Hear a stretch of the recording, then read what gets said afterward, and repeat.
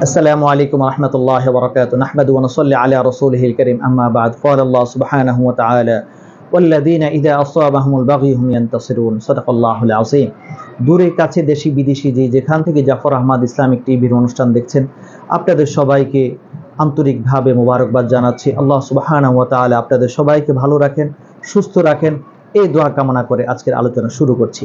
আজকের আলোচনার বিষয়বস্তু হলো স্বাধীনতা সম্পর্কে।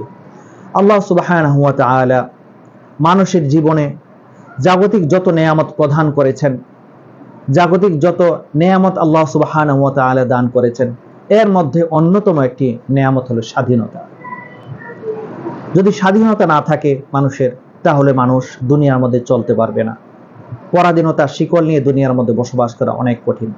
আল্লাহ সুবহানাহু ওয়া তাআলা প্রত্যেকটা মানুষকে স্বাধীন করে দুনিয়ার মধ্যে পাঠিয়েছেন। আল্লাহ সুবহানাহু ওয়া তাআলা সমান অধিকার দিয়ে আল্লাহ তাআলা সৃষ্টি করেছেন। কোনো জনগোষ্ঠী, কোনো ব্যক্তি, কোনো রাষ্ট্র বা রাষ্ট্রনায়ক তার জাতিকে পরাধীনতার শিকল গর্দানের মধ্যে পড়াতে পারে না। এই অধিকার আল্লাহ সুবহানাহু ওয়া তাআলা দান করেননি। যদি রাষ্ট্র, ব্যক্তি বা সমাজ কেউ যদি পরাধীনতার শিকল মানুষের মাথার গর্দানের মধ্যে লাগিয়ে দেয়, আল্লাহ সুবহানাহু ওয়া তাআলা কোরআনে কারীমের মধ্যে বলেছেন ওয়াল্লাযীনা ইযা আসামাহুমুল বাগী হুম ইয়ানতাসিরুন, সেই জাতি করে প্রতিরোধ গ্রহণ করে। কোন জালিম মানুষের স্বাধীনতা যদি হরণ করতে চায়, তাহলে ওই জালিমের বিরুদ্ধে এই ব্যক্তি যাতে করে প্রতিরোধ গ্রহণ করে। আর সে যখন প্রতিরোধ গ্রহণ করবে, তখন আল্লাহ তাআলা নুসরত তো থাকবেই। আর এই প্রতিরোধ গ্রহণ করতে গিয়ে সে যদি ক্ষতিগ্রস্ত হয় বা নিহত যদি হয়, তাহলে আল্লাহ পাকের দরবার এই ব্যক্তির শহীদ হিসাবে পরিগণিত হবে। আল্লাহ সুবহানাহু ওয়া তাআলা কোরআনে কারীমের এই আয়াতের মধ্যে আল্লাহ তাআলা ইরশাদ করেন, ইয়ানতাসিরুন শব্দটিকে আল্লাহ তাআলা ব্যবহার করেছেন। ওয়াল্লাযীনা ইযা আসামাহুমুল বাগী হুম ইয়ানতাসিরুন। ইয়ানতাসিরুন শব্দ বলে আল্লাহ তাআলা এই কথা বুঝিয়েছেন যে তোমরা তোমাদের নিজেদেরকে সাহায্য করো, জুলুমবাজদের বিরুদ্ধে তোমরা প্রতিরোধ গ্রহণ করো। জুলুমবাজরা যাতে করে তারা তোমাদের বিরুদ্ধে অস্ত্র ধারণ করতে না পারে। যখনই তোমরা জুলুমবাজের বিরুদ্ধে তোমরা যখন প্রতিরোধ গ্রহণ করবে, তখন আল্লাহ সুবহানাহু ওয়া তাআলা তোমাদেরকে বিজয় দান করবে। আর এই বিজয় অর্জন করতে গিয়ে যারা নিহত হবেন, আল্লাহ রাসূল সাল্লাল্লাহু আলাইহি ওয়াসাল্লাম হাদিসের মধ্যে বলেছেন যে তারা হলো শহীদ। এই হাদিসটি বর্ণনা করেছেন সাঈদ ইবনে যায়েদ রাদিয়াল্লাহু তাআলা আনহু। তিনি বলেন রাসূল কারীম সাল্লাল্লাহু আলাইহি ওয়াসাল্লাম বলেছেন, মান কুতিলা দুনা মালি ফাহুয়া শাহীদুন। যে ব্যক্তি মাল হেফাজত করতে গিয়ে, নিজের সম্পদকে রক্ষা করতে গিয়ে সে যদি নিহত হয়, তাহলে আল্লাহ রাসূল সাল্লাল্লাহু আলাইহি ওয়াসাল্লাম বলেছেন ফাহুয়া শাহীদুন, এই ব্যক্তি হলো শহীদ।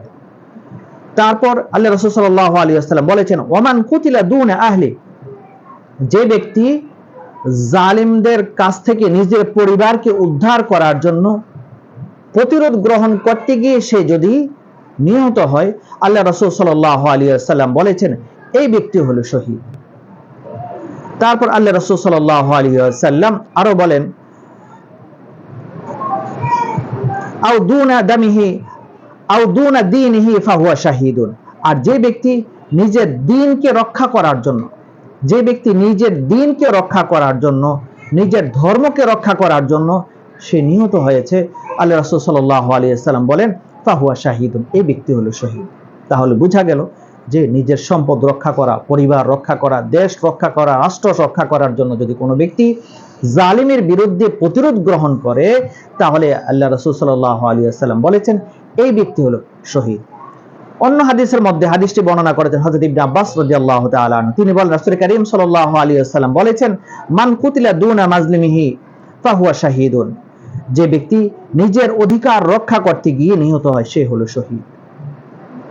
জালিমের বিরুদ্ধে নিজের অধিকার রক্ষা করা, অধিকারের কথা বলতে যাওয়ার কারণে জালিম যখন গলা টিপে ধরবে, জালিম যখন জুলুম করবে, জালিম যখন অত্যাচার করবে, তখন আমাদের দায়িত্ব হলো তার বিরুদ্ধে প্রতিরোধ গ্রহণ করা, যে সে যাতে করে আমাদের যে ন্যায্য দাবি আছে, ন্যায্য যে আমাদের অধিকার আছে, এই ন্যায্য অধিকার সে যাতে করে ফিরিয়ে দেয়, সে আমাদের উপর যাতে করে কোনো প্রকারের জুলুম না করে। আর এই জুলুমের শিকার হয়ে যারা নিহত হবে, আল্লাহ রাসূল সাল্লাল্লাহু আলাইহি ওয়াসাল্লাম বলেছেন যে এই ব্যক্তি হলো শহীদ। অন্য হাদিসের মধ্যে আল্লাহ রাসূল সাল্লাল্লাহু আলাইহি ওয়াসাল্লাম তিনি ইরশাদ করেন, যে ব্যক্তি নিজের অধিকার বা হক প্রতিষ্ঠা বা রক্ষা করতে গিয়ে মৃত্যুবরণ করে তার মৃত্যু হলো খুবই ভালো মৃত্যু, অর্থাৎ এই ব্যক্তি হলো শহীদ। এই জন্য এই দেশকে রক্ষা করতে গিয়ে যারা নিজেকে বিলিয়ে দিয়েছেন জালিমদের হাত থেকে, দেশের মাতৃভূমি, দেশের সম্পদ, মানুষের জানমাল, নারীদের ইজ্জত আবরুকে রক্ষা করতে গিয়ে জালিম এবং তার জুলুমবাজদের অত্যাচার থেকে যারা রক্ষা করতে গিয়ে যারা নিহত হয়েছেন, আল্লাহ তাআলা তাদেরকে অবশ্যই অবশ্যই শাহাদাতের মর্যাদা দান করেছেন। তো আজকের এই দিবসে যে সকল ভাইয়েরা আমাদের এই দেশকে জালেমদের কবল থেকে উদ্ধার করেছেন, উদ্ধার করতে গিয়ে যারা শহীদ, যারা নিহত হয়েছেন, আল্লাহ তাআলা এই হাদিস অনুপাতে তারা অবশ্যই অবশ্যই তারা শহীদ। আল্লাহ পাকের কাছে তাদের সবার জন্য শাহাদাত কামনা করছি। আল্লাহ তাআলা তাদের সবাইকে জান্নাতুল ফেরদাউস দান করেন। এবং আমরা যারা দুনিয়ার মধ্যে বেঁচে আছি, আমাদেরকে এখান থেকে ইবরত বা উপদেশ হলো, জালিম যখনই আমাদের এই স্বাধীনতাকে, আমাদের অধিকারকে যখন সে টুটি চেপে ধরবে, সে যখন আমাদেরকে ক্ষতিগ্রস্ত করতে চাইবে, তখন আমাদের দায়িত্ব হলো প্রতিরোধ গ্রহণ করা। যখনই আমরা প্রতিরোধ গ্রহণ করব, তখনই জালিমের হাত থেকে আমরা মুক্ত হতে পারবো। আর আমরা যদি প্রতিরোধ গ্রহণ যদি না করি, তাহলে জালিম আরো দুর্বলতার সুযোগ পেয়ে সে আমাদের উপর আরো জুলুম করবে। এই জন্য সবসময় মনে রাখতে হবে, দেশে নিজের জন্য, নিজের সম্পদের জন্য, নিজের পরিবারের জন্য, নিজের মাতৃভূমির জন্য, নিজের সর্ব অবস্থায় সকল উম্মতে মুসলিমার জন্য জালিমদের কবল থেকে নিজেকে প্রতিরোধ গ্রহণ করা, নিজেকে প্রস্তুত করা, সব সময় হক কথা যেখানেই আছে না কেন ওই জায়গার মধ্যে হক কথা বলে জালিমের বিরুদ্ধে প্রতিরোধ গ্রহণ করা, এটা আমার আপনার দায়িত্ব। আল্লাহ তাআলা আমাদের সবাইকে যাতে করে জালিমদের বিরুদ্ধে প্রতিরোধ গ্রহণ করে এই দুনিয়ার মধ্যে শান্তি শৃঙ্খলা ফিরিয়ে এনে আমরা যাতে করে আমরা সবাই বসবাস করতে পারি, আল্লাহ তাআলা আমাদের সবাইকে সেই তৌফিক দান করেন। আমিন সুম্মা আমিন। ওয়া আখির দাওয়ানা আনিল হামদুলিল্লাহি রাব্বিল আলামিন।